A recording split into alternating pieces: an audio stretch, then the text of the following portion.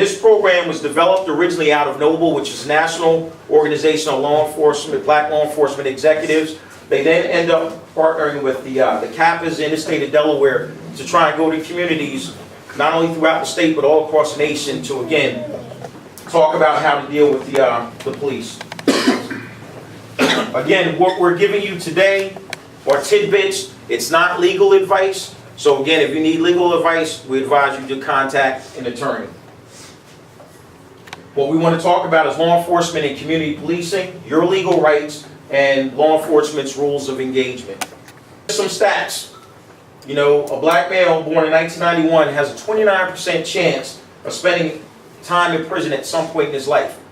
Hopefully we're going to see some of that change, because as we know, some of the drug laws put in the early 80s have put at least 1 to 2.5 generations of young black males in prison, many of them for life. President Obama did commute a lot of those sentences and freed a lot of people, but there's still a lot that unfortunately were not freed. So hopefully we're seeing a change in some of those laws.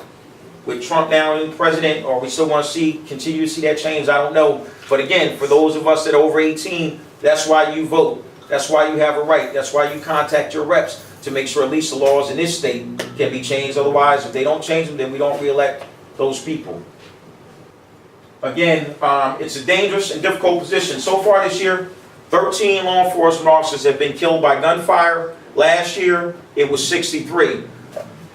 An officer is going to have some sort of trepidation when they're approaching a house where there may be a domestic or a robbery or a home invasion. When they pull over that car with dark tinted windows and they have no idea, this person just committed a traffic violation, but why did they commit the violation? They just commit a murder? Did they just commit a robbery? Or they just listened to their radio jamming and either missed the stop sign or didn't see the light turn red? We don't know until we come up to that car. So we always train our officers when we approach the car or at any scene. We want to control that scene, especially until we know there's no danger to us. So just keep that in mind. Again, the public perception of law enforcement is vitally important, because perception shapes our reality a lot of times, and that's what we're hoping to do, is change a lot of the perception. Again, when we do community policing, it allows us to get out and show the community it's just not about coming in, locking people up, and then going home to wherever we may live, in the suburbs, McMansions, whatever you want to call it. You have to truly care about the neighborhoods, and I know through Colonel Bond we're going to get back to doing a lot more community policing objectives like I did when me and Wes first came on in '94, which included you had a responsibility, you assigned a community, it was your responsibility for getting to know the leaders in the community, the neighbors, and you knew all of the people, and so much of that stuff, I knew, for me throughout my career, it paid dividends again, whether you needed assistance. There are people sometimes you might be in a fight with somebody, they'll come out and assist you. Information to be able to, again, take bad people out of our neighborhoods. So we're going to continue to stress community policing. All right, what to do when interacting with the police? I'm going to throw this out. Does anybody, or can somebody tell me the difference between a positive or negative attention? Can somebody give me an example of positive attention? Body language, eye contact, you know, mannerisms, you know, express a lot, you know, and I'm pretty sure with the intensive training that the Newcastle County Police Department provide, you guys take note of that, you know, when addressing a situation or even approaching or approaching a vehicle. Yes. You know. All right. Anybody else? Negative attention. Fidgety. Less eye contact, stuttering, sweaty, you know, can't stop moving, nervous. You know, just you know, it's an expression of the mental state in which you can detect that if someone is suspicious, someone is nervous, and things like that. Exactly. So what we want to, again, stress to our youth is, look, if you're out there doing something positive and it's positive attention, we're all for that. So again, if you're that one that's, you know, keep on walking over underneath the stoop, reaching for stuff, then coming back, and, you know, you're approaching the car, and then you're going back and forth, and we get that call for that suspicious person, possibly drug dealing, we train our officers, stay at a distance, make some observations, look for certain things, certain characteristics that aren't consistent with any race, or just consistent with sometimes criminal behavior, no matter what color or race you are, or gender. So that's some of the things we train our officers. So again, we want to tell them, don't do things that are going to bring negative attention to yourself. The more invisible you are to the police, again, the better off you're going to be, because a lot of times, even though we've gotten off that 911 treadmill, the radio stays busy. So a lot of times, again, if there's not something negative going on that's going to draw our attention, we're going to go right past, and we're going to pick up on that person that's now drawing our attention to them by their behaviors. If you're stopped, or again, questioned or detained by law enforcement, we want to make sure, again, the respect has to be both ways. And I can tell you, we have our supervisors now, we have some car cameras, and all the officers have body cameras on. We do random reviews of that. And during a random review, we saw an officer that wasn't treating a community member with respect. That officer was investigated, and that officer was dealt with. And anytime we have to deal with our officers, we provide what we call retraining. You know, it's education-based discipline. So we don't just discipline the officer and say, you got disciplined. We make sure that they're retrained, so that way the chance of them committing something like that again is slim to none. We want people to remain or keep their composure.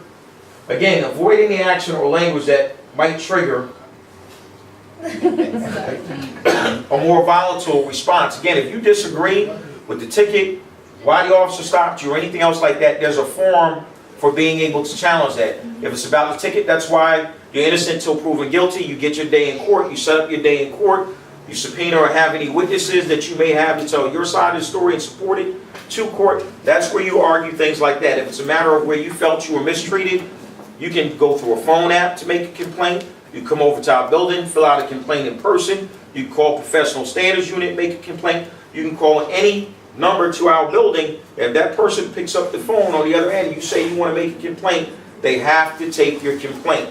Now, if you have an issue, and through talking through your issue, they're able to resolve your issue to your satisfaction, then they don't make a complaint. But if they cannot resolve your issue, by policy, they are mandated to take the complaint. Some tips for you if you're stopped in the street. You're not required to give testimony against yourself. You have your Fifth Amendment rights. That's your right to remain silent. Do not badmouth or walk away. Again, depending on the times and situations, and I have some documents over here that I have copies for everybody to take out of here. It tells you about the laws in Delaware, when you can be stopped and detained, when you can be searched. It talks about when you can be arrested without a warrant. And we're going to dispel a lot of myths that say, oh, every time an officer arrests you, they have to read you your rights. That's not true. Your rights are read to you after arrest, so when you're in custody, then the officer's interrogating you. If they simply arrest you and they're not interrogating you, they don't have to read you your rights. So we need to keep stuff like that in mind. It's two-pronged. Arrest and interrogation triggers your Miranda rights. If they come and, let's say this is your house, and I come and I talk to this young gentleman in his house. He's not in custody. I don't need to Mirandize him. I can question him all day long. If he wants to talk and answer the questions, you don't have to do Miranda. All right? Again, obey all requests unless the risk or request poses a risk to your personal safety or well-being. And you can always ask, again, for the officer supervisor. You can ask for their name and their badge number, or what we call their ID number, which is their IBM number. Okay? Excuse me. Yes? One question. If no one's a suspect and with the officer stopping someone, right, where it says do not badmouth or walk away from law enforcement officer. Now, if the individual is not a suspect, can he or she walk away from the officer? Again, that's going to depend on the situation. There's no black and white to that because, again, as an officer under the Delaware law, if I think you committed a crime, think you're committing a crime, or think you're about to commit a crime, under Delaware Title 11, 1902, I have the right to stop you, right, to then start to question you. What's your name? Where do you live? What is your business abroad? Now, we get a lot of people who don't understand that. So, man, I ain't do nothing. I ain't telling you my name. Okay, now the officer has a right to detain you for up to 2 hours. So who wants to be detained for up to 2 hours? Especially if you didn't do anything wrong. Simply supply your name, keep it moving. If you feel at some point, oh man, you know what, Trevor mistreated me, That's when you find out, well, I know Colonel Bond is a supervisor. I'm calling Bond up. I want to talk to him. If I'm not satisfied with him, then I'm going to make a complaint. Yeah. Just a stop. A stop is a detain, but a lower degree detain. It can be, but here's what we treat to all of our officers, because myself and Officer Duffy teach patrol procedures with vehicle stops and pedestrian stops. Far too many officers always get out on the official tip. Oh, the police stop, halt. Why? Especially in our communities. You know, I might see you have on that baseball cap, and let's say it's the Atlanta Falcons. I might say, oh, I see you like the Falcons. And I'm just having a conversation with you. You know, and if you choose not to have a conversation with me, I have to realize if there's nothing else that's giving me reasonable suspicion or probable cause, and you choose not to engage in conversation, you're free to go. Absolutely. And there's nothing I can do. And we make sure we train all of our officers so that they understand the difference between the two. The other question that comes up a lot is, well, if there's multiple people in the car, can you ask for everybody's identification information? And the answer is yes. Yeah. And we train our officers to ask. But there's a big difference there. If it's simply a traffic stop, just for running the stop sign, we can ask all the people in the car. But the only person we can compel to provide the information is the driver who committed the violation, right? However, if it's a Terry stop or an investigative stop, so in other words, maybe we get behind the car, and originally it's just for blowing the stop sign, but now we see the heads all start to turn, we see a lot of movement, we see people reaching underneath the seat, maybe we got a call, maybe this vehicle matches the description. Now we're doing an investigative stop, so now we can compel every person in that car to provide their identification. Absolutely. And that's a subtle difference that, again, what 24 years of doing this, not enough people in all of the communities know this stuff. And, you know, if there was a way for us to be able to get everybody through the Citizens Police Academy, we could, because I think it would shed so much more light on what we do as police officers, sometimes why we do what we do.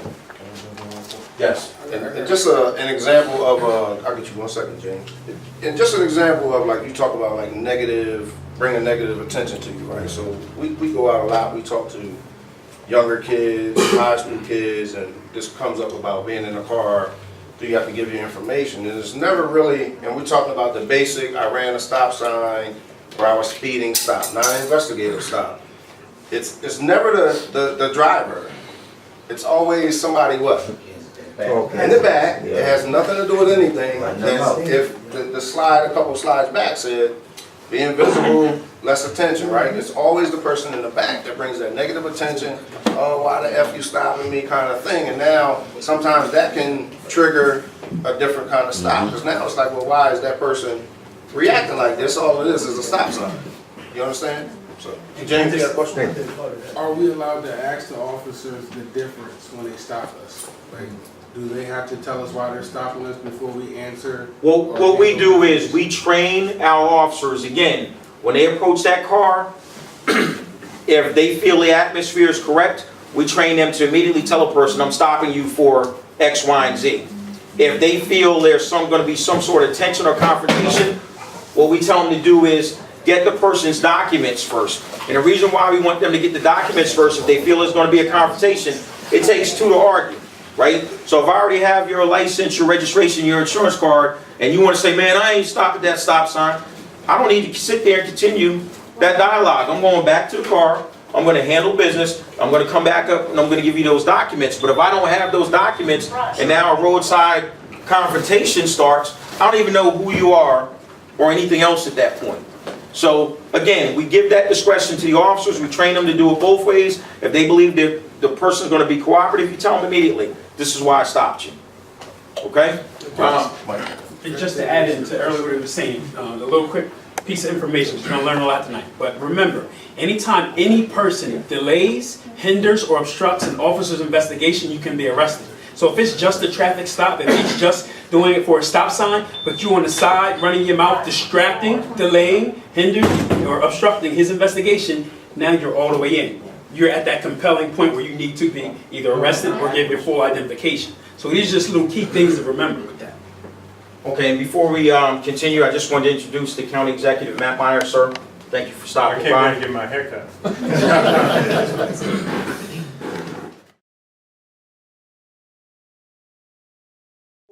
and not really sure whether or not it's a police officer, what we encourage people to do is put on your hazard lights, maintain speed, don't go any faster, you don't have to come to a complete stop, drive to an area where it's populated or lit, you feel a lot more comfortable. In the past, we've even had people call 911, hey, somebody's trying to pull me over, is this really a police officer? So we train our officers, again, we don't want any premature pursuits. You have to be able to recognize a person's not breaking any traffic laws, they're not speeding to try and get away from me. This could be somebody who either, one, doesn't realize that I'm behind them, because let's face it, a lot of people, all the stuff in cars nowadays, computers, toys, phones, people get tunnel vision and they'll drive sometimes for miles and don't even realize, especially in daylight, that there's an officer behind them. So keep that in mind. We also want you to stay in the driver's seat with both hands in sight. What we try and tell people to do, especially at night, if you have tinted windows, roll down your tinted windows, put your dome light on, and then just keep your hands up, because now when we walk up to the car, we see that, man, okay, it lets us take a little bit of a side. We're not going to relax our guard completely, but again, it's going to let us know, okay, look, now if I ask you to turn on your dome light and you don't turn on your dome light, I'm wondering, well, why, if I'm asking them to turn on the dome light to illuminate the inside of the car, why aren't they turning it on? May I add to that? Yes. I learned, just being an African American and, being in an urban environment, I get pulled over, quite often. And I realized that moving towards my glove box that's a safety hazard. So what I did was I just put my insurance registration just above, so that way I don't have to move, I don't have to reach, I don't have to alarm the officer to assume or to think that I'm moving for an object and he has to defend himself. You understand what I'm saying? Yes. So putting the insurance, driver's license, registration above or even to the side where it's, accessible to one to get it, to hand it to the officer is a good. And that's a great point.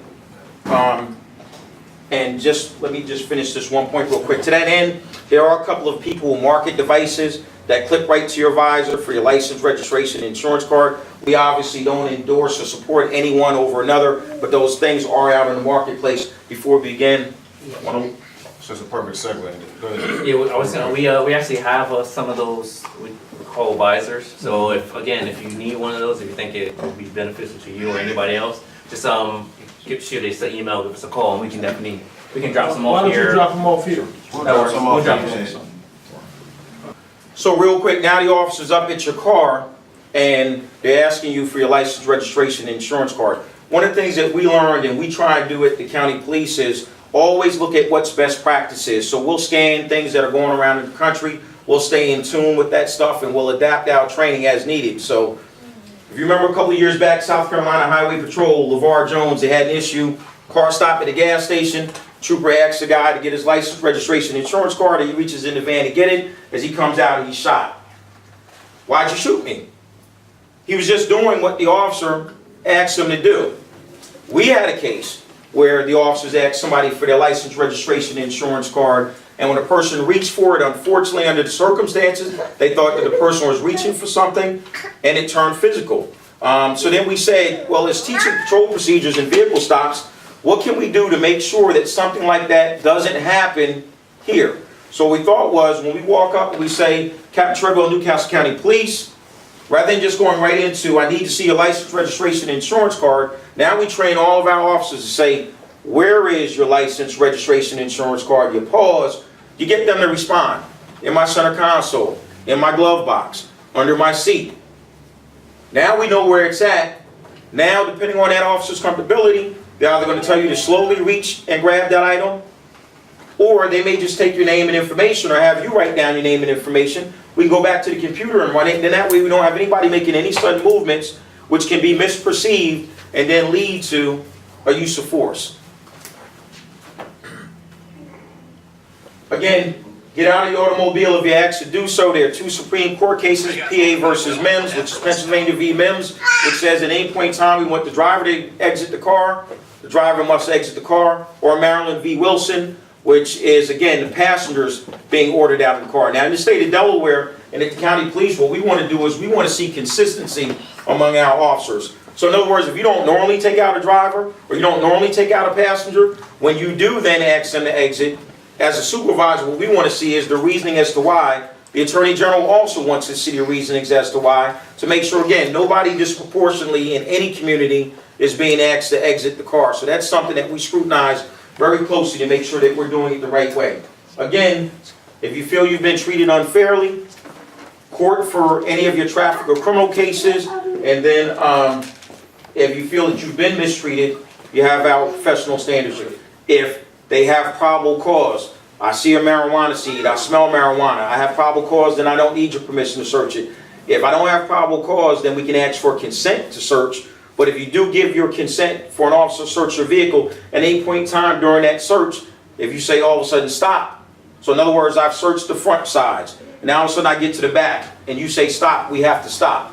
You have the right to revoke consent. Just to add on, that could raise suspicion also if you allow consent or you acquiesce for an officer to search your vehicle, and you know, he's searching the front passenger, then go to the driver, and once he go to the back, and you like, look, stop. That might egg the officer on just to go a little bit further, because he might But you gotta feel remember, we're also suspicion. bound by the law, so Yeah, without absolutely. anything further, if you say stop, that's you asserting your rights, and unless we have probable cause, we gotta stop. So, but I get your point. All right, next. Okay, if law enforcement comes to the door, again, I've had it happen to me where I'm there in full uniform, the person says, can I see your ID? All our officers are required to carry their police ID on them, and if they're requested, and if it's safe to do so, because we don't want our officers compromising their safety just to show an ID, when it's safe to do so, we want them to produce their ID. Again, if they have a warrant, is it a warrant for the body of, or is it a search warrant for the house? And again, if we're searching for, say, an elephant, we can't open up the kitchen drawer where we know an elephant can't fit. So just keep that in mind when it comes to the search warrants. Next.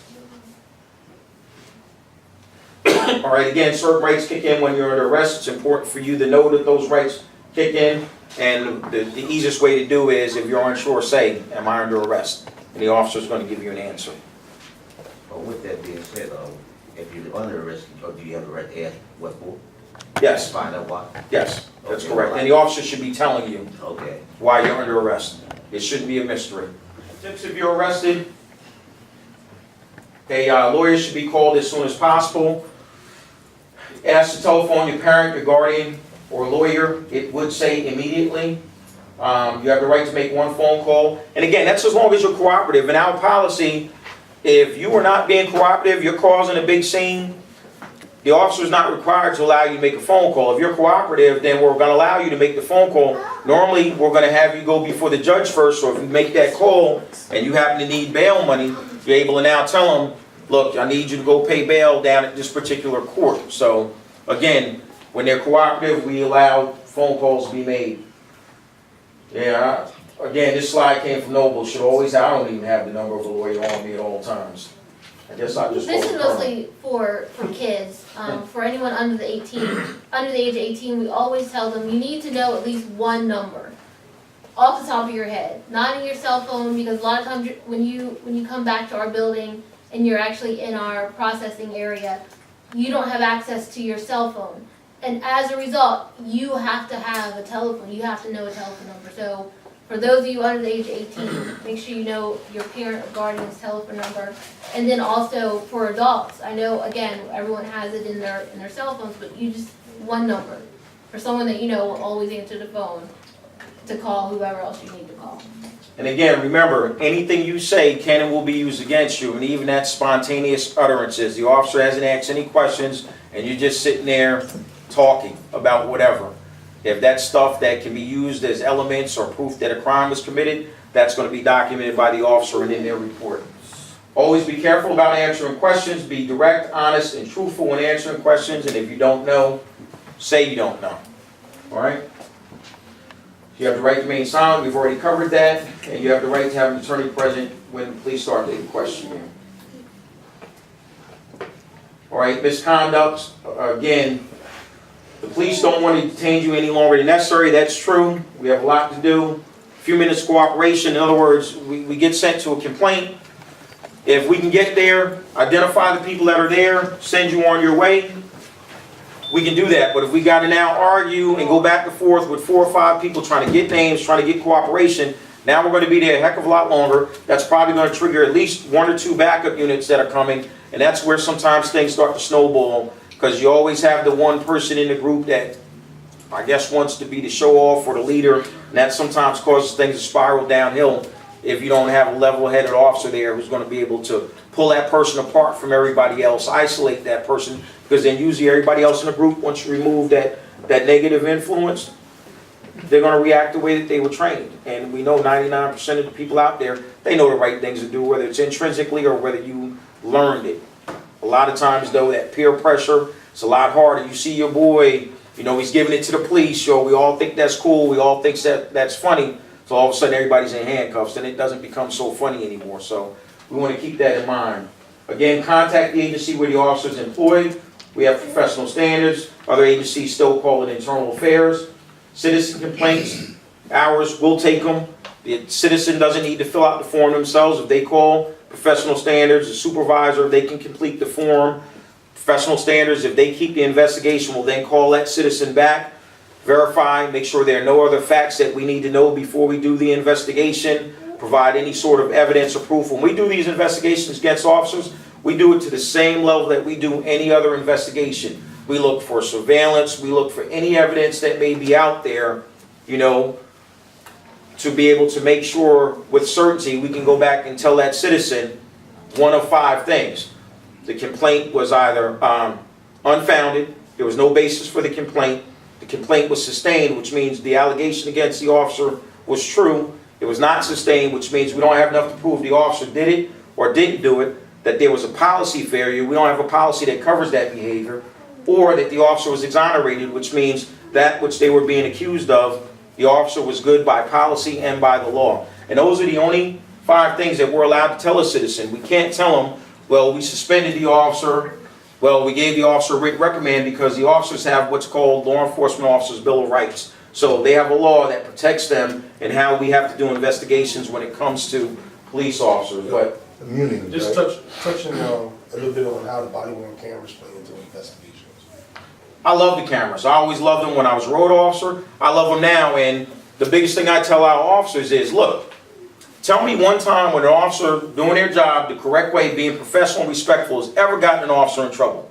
Usually what you see on film is Rodney King or some of the things where the officers cross that line that gets them in trouble. So trying to let them know, look, the body cameras are there to help the officer. We're hoping it's going to be a behavior modifier on both sides. It's going to potentially rein in officers that are going to walk the edge, and maybe citizens that are overstepping their bounds will see and realize that they're on camera, and it will modify their behavior. But I'll tell you about one quick case that I had.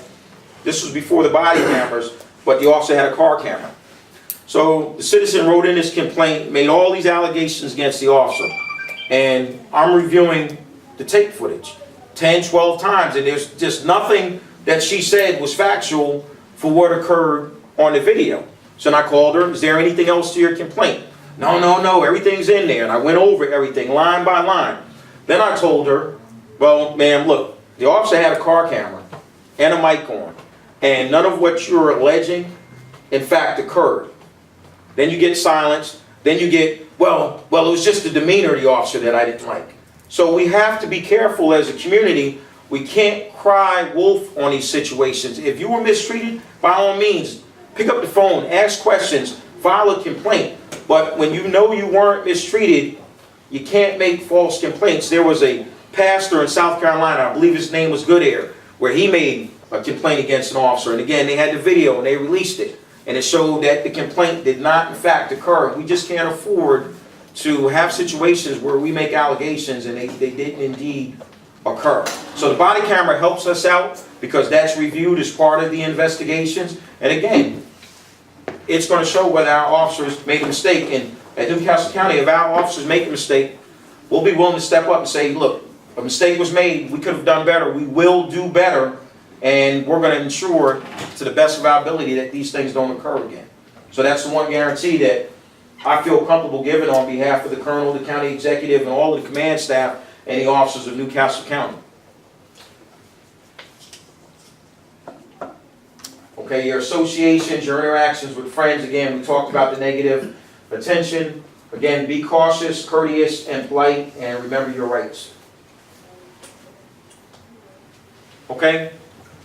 We're gonna get some scenarios set up real quick. The first is gonna be a vehicle stop, then we're gonna do a subject standing on the corner, and then once we go through the scenarios, we'll remove the display, and then we'll have panel discussion, so any other questions that people have, you'll be able to ask the panel of officers. Okay?